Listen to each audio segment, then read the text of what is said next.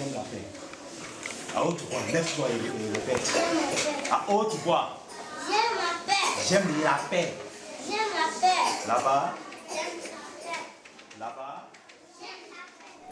La paix signifie la situation d'une personne qui n'est pas en guerre, qui n'a pas un conflit.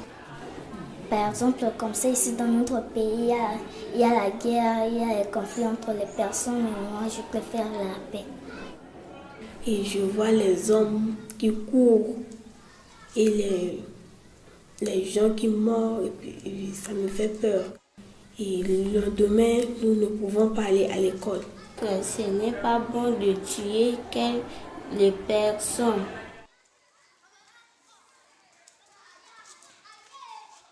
Les choses que je veux plus faire, c'est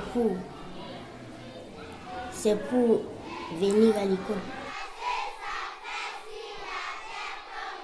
For decades, Central African Republic has been troubled by military coups, rebellions, war and the looting of assets.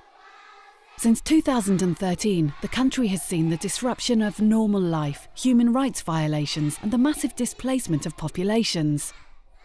This situation of fragility has only deepened the gap between the population and education.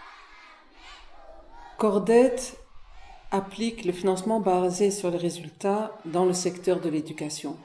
Bien sûr, on sait qu'on sort d'une crise et que les défis de l'éducation en RCA sont énormes. Il faut reconstruire les écoles, il faut faire en sorte qu'il y ait de plus en plus des enseignants qualifiés, il faut faire en sorte que les personnes déplacées puissent revenir et réintégrer l'école et que ceux qui ont quitté l'école et qui se sont engagés dans des conflits armés reviennent et reprennent le chemin de l'école et de la formation pour ne pas s'engager dans des groupes armés, mais trouver un avenir en passant par l'école. How exactly does result-based financing work? Does the population achieve a sense of control over their situation? Is the concept of teamwork reinforced and an efficient education system put in place? Result-based financing is organised by CORDAID. Functions are split and every member of the chain plays an essential role in the outcome of the system. The donors, the Ministry of Education, the Performance Purchasing Agency, the schools and of course the community and its students. This is how they are connected to one another. Major donors endorse RVF. The Ministry of Education and the Performance Purchasing Agency agree upon precise objectives to achieve and use indicators to measure the level of performance. One of the indicators might be to establish that 50% of the students should be girls, stimulating a higher female participation. The purchasing agency and the school then sign a contract agreeing upon the results that, if achieved, will be awarded with a bonus. The school must design a business plan on how it will invest the bonus it receives. The better the results the school achieves, the higher the subsidy to invest in better equipment or repairs to the building. Result-based financing improves transparency. For its part, the Ministry of Education sets standards and inspects schools, while on the other, the purchasing agency hires verifiers to inspect records and registers. At the same time, local associations check whether students receive education according to the agreement. This way, the community has a say in their children's education and are empowered to ask for better results. The information collected by the verifiers is consistently reported back to the Performance Purchasing Agency. Today, CORDAID is working towards Open RBF, an open data system where every stakeholder in the chain will have the right to access the information and results regarding the RBF system. This chain of communication guarantees transparency and high quality in education. Oui, j'ai deux enfants qui fréquentent ici l'école communautaire d'Amala. Les enseignants sont qualifiés et quand mon enfant revient de l'école, il se met à réciter ce qu'il a appris et il me dit de temps en temps qu'il y a des partenaires qui viennent ici évaluer leurs enseignants. Et C'est pourquoi l'école a toujours réalisé ce résultat satisfaisant. J'ai choisi le métier d'enseignement pour améliorer les niveaux des enfants centrafricains. Vouloir, c'est pouvoir. Si les enfants veulent devenir docteurs, il faut les appuyer, initier, former-le normalement. Comme ça, ça va leur motiver d'être ce qu'ils veulent dans la vie. Ici, il y a bon enseignant, le bâtiment sent bien, tout est en bonne forme ici. Il y a les documents, tout et tout. C'est ça qui me motive de venir faire le test ici dans cette école. Oui, général. Oui, oui, oui, oui, oui, Y.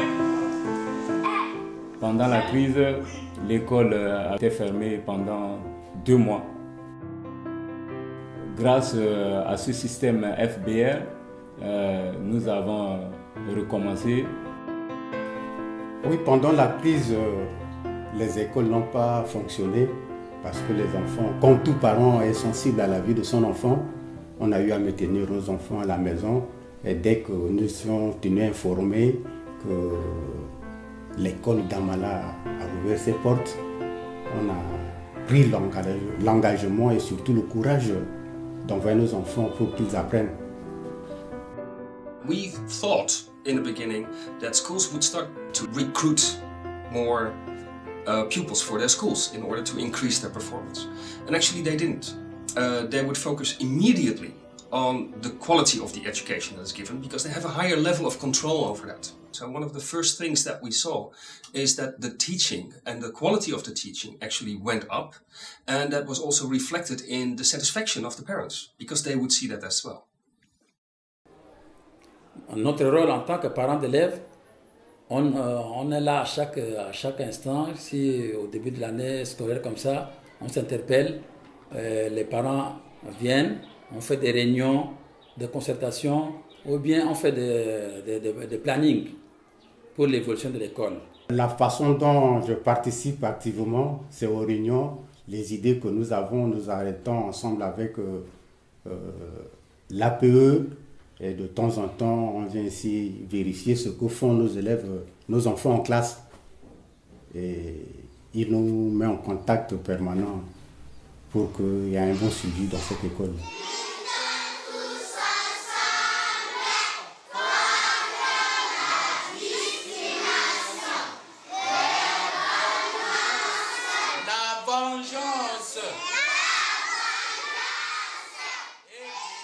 On a identifié 3 catégories de vulnérables. Les orphelins de père et de mère, les enfants peuls, les handicapés. On a donné la possibilité à ces enfants-là d'aller à l'école, de s'inscrire.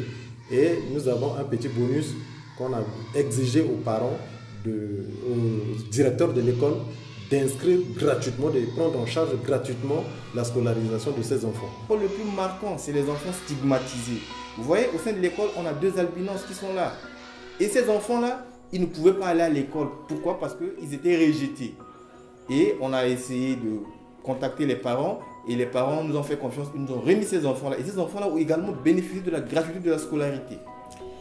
La différence de fonctionnement des écoles sous contrat FBR et celles qui ne le sont pas est très nette. Du fait que les enseignants qui sont sous contrat, non seulement ils bénéficient aussi des salaires, mais en plus de cela, il y a les subsides là dont ils bénéficient, c'est-à-dire le pourcentage qui est réservé pour la motivation du personnel.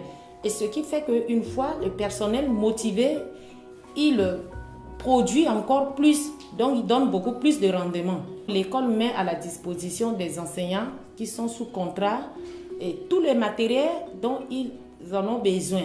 Les livres, les documents, les manuels, pareillement pour les élèves aussi.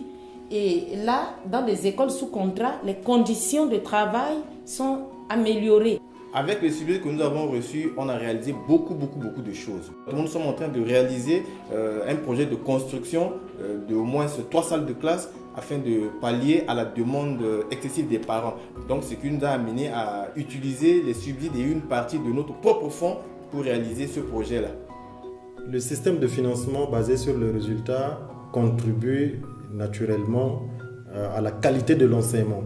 Parce que nous avons des vérificateurs qui vont dans les classes, qui essaient de vérifier tous les documents qui sont tenus par les enseignants. Nous, au niveau de la communauté, l'enquête communautaire, on essaie d'aller à la maison. Chez chaque élève qu'on a identifié, on leur demande, est-ce que l'enseignement que votre maître dispense là, est-ce que c'est vraiment de l'enseignement de qualité? Et on pose aussi la question aux parents de l'élève.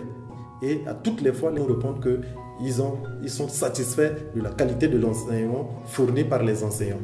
Donc, je pense que ce système de financement basé sur le résultat, dans le cadre du système éducatif, ça fonctionne très bien et ça permet éventuellement de mettre en marche la qualité de l'éducation en République centrafricaine.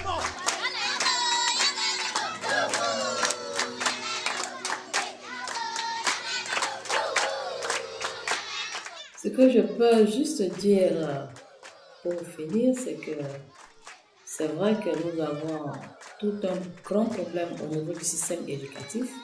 L'approche de financement basée sur les résultats sera un outil très indispensable pour aider l'éducation à améliorer ses prestations. Donc nous espérons que tous les partenaires qui seront sollicités par le ministère de l'Éducation vont adhérer à cette approche pour que nous puissions l'utiliser efficacement pour l'amélioration de la qualité, de l'accessibilité et de la gouvernance au niveau de l'éducation nationale en Centrafrique.